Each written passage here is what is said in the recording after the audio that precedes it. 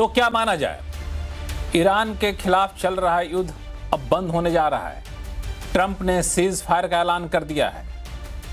क्या ऐसा माना जाए कि नहीं माना जाए, ये इसलिए पूछ रहा हूं क्योंकि पहली बात, एक तो ट्रंप की बातों पर लोगों को बहुत ज़्यादा भरोसा होता नहीं है। ट्रंप अभी कुछ कहते हैं, कुछ ही देर बाद कुछ कह दें, किसी को नहीं भरोसा, इसीलिए कोई दावे के साथ ऐसा नहीं कह रहा है। लेकिन अभी हम लोग इसलिए ये बात कर रहे हैं क्योंकि ट्रंप ने कुछ घंटे पहले ये ऐलान किया कि हम अगले 5 दिनों तक ईरान के पावर और एनर्जी इंफ्रास्ट्रक्चर पर हमला नहीं करेंगे। क्यों नहीं करेंगे? तो उन्होंने बताया कि पिछले 2 दिनों के से ईरान के साथ हमारी बातचीत हो रही है और बातचीत बेहद सौहार्दपूर्ण तरीके से हो रही है।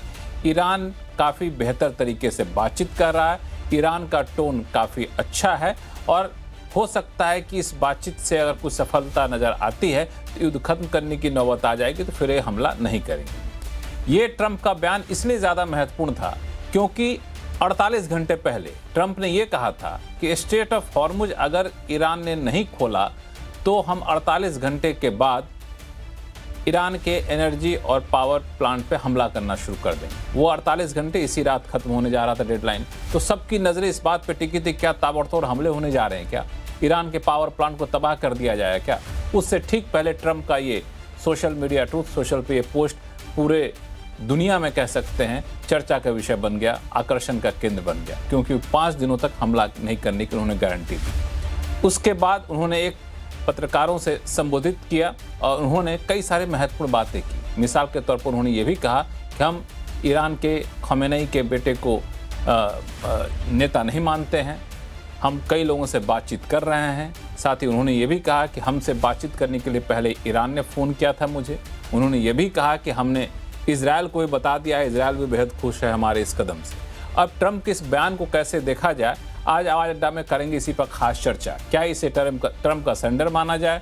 क्या ट्रंप अब मान चुके कि इससे ज़्यादा हम जीत हासिल नहीं कर सकते हैं, मजबूरी में किया गया ट्रंप का फैसला है, या फिर इसके पीछे कोई खास रणनीति है? इस पर चर्चा करेंगे आवाज़ अड्डा में आज हम खास। नमस्कार, मैं हूं लक्ष्मण राय और चर्चा में शामिल होने वाले अपने मेहमानों से आपका परिचय कराऊंगा। उससे पहले एक बार सुन लीजिए कि आखिर ट्रंप ने कहा क्या है। I think Israel will be very happy with what we have. We just spoke to Israel a little while ago. I think they'll be very happy. This will be peace for Israel, long-term peace, guaranteed peace. If this happens, and I can't guarantee it, but I think it's going to. And my life is a deal. That's all I do is deals my whole life. Now, I think this is something that's going to happen. And why wouldn't it happen? So tomorrow morning sometime, their time, we were expected to blow up their largest electric generating plants that cost over $10 billion to build. It's a very good one. There was no dearth of money. And one shot, it's gone. It collapses. Why would they want that? So they called. I didn't call. They called. They want to make a deal.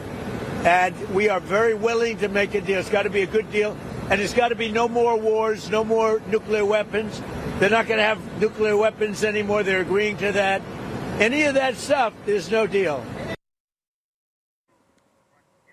तो सुना आपने Trump का, उन्होंने उस 5 दिन के cease fire के ऐलान के बाद ये पत्रकारों से संबोधित कर रहे थे। उन्होंने बहुत सारी बातें यहाँ पे कही हैं। इन बातों को कैसे देखा जाए, इस पर चर्चा करेंगे। हमारे साथ बेहद खास मेहमान हैं, पूर्व डिप्लोमेट एम्बेसडर अनिल त्रिगुणायत साहब हैं, defence expert retired lieutenant general Shankar Prasad साहब हैं, स्ट्रेटजिक एक्सपर्ट कमर आगा जी हैं, जेएनयू के स्कूल ऑफ इंटरनेशनल स्टडीज़ में असिस्टेंट प्रोफेसर अंशु जोशी जी हैं और वरिष्ठ पत्रकार शिवकांत शर्मा साहब हमारे साथ जुड़ चुके हैं। आप सही मेहमानों का बहुत बहुत स्वागत हमारे शो में।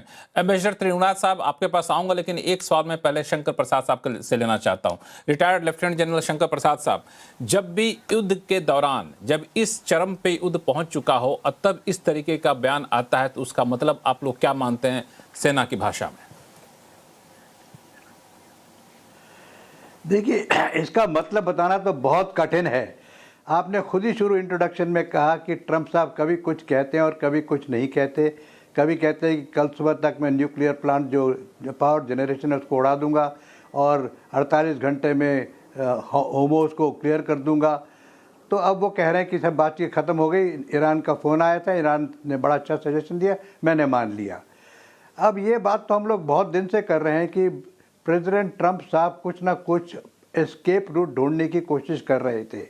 अब ये एस्केप रूट करें या ना करें, लेकिन सवाल ये पैदा होता है कि इस प्रकार का जो उनका स्टेटमेंट आया कुछ घंटे ही पहले आया है, हम लोगों ने सब ने ट्विटर पे पढ़ लिया उसको, उसका क्या जवाब ईरान ने दिया है? Has Iran responded to this message of Trump? I don't know, वो मैंने देखा नहीं है।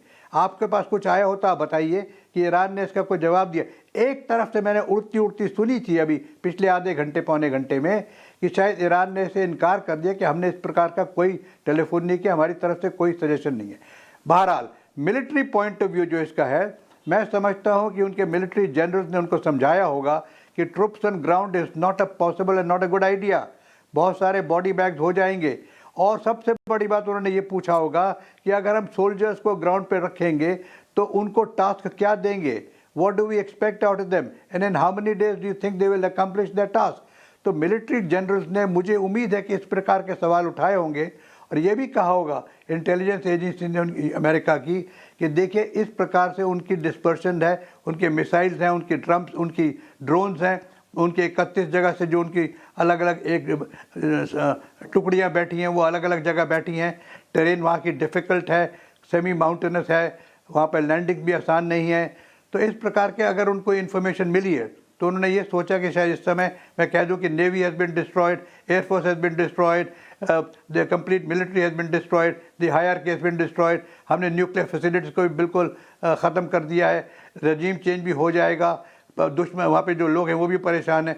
इस किस्म से बयान देने से, मैंने एक दफ़ा पहले भी शायद आप ही से कहा था, this war is also becoming a war of perspective. लोग एक अपनी जो दिमाग में घूम रही है उसको एक इस तरह से निकाल देते कि शायद ये सच्चाई हो। अब ये कितना सच है कितना झूठ है ये तो कल सुबह तक पता लगेगा, एक आध दिन पता लगेगा। लेकिन मैं मान रहा हूँ कि अगर उन्होंने ये स्टेप लिया है तो it's a very good step, it's a very good step for humanity, it's a very good step for the world economy. And मैं समझता हूँ कि शायद इस समय इसमें इजराइल भी एक्सेप्ट कर लेगा, क्योंकि इजराइल ने काफ़ी डैमेज कर दिया है और काफ़ी डैमेज सहन भी कर लिया है। तो इस समय अगर आप देखें तीनों जो प्लेयर्स हैं, चाहे इजराइल हो, चाहे ईरान हो, चाहे अमेरिका हो, तीनों देश काफ़ी सफ़र कर चुके हैं और साथ में पूरी दुनिया को भी ले डूब रहे हैं। तो इस समय अक्लमंदी इसी में है कि इस चीज़ को बंद कर दिया जाए, सीज़ फायर हो जाए और सीज़ फायर के बाद कुछ ना कुछ डिप्लोमेटिक सोल्यूशन निकले। तो मैं समझता हूँ we support this view, but I hope Iran will accept it and I think they will now really come down to diplomacy. बिल्कुल, हम सभी यही उम्मीद करेंगे, हम सभी यही प्रार्थना करें कायदे से कहें तो, क्योंकि हर कोई परेशान है, पूरी दुनिया परेशान है। लेकिन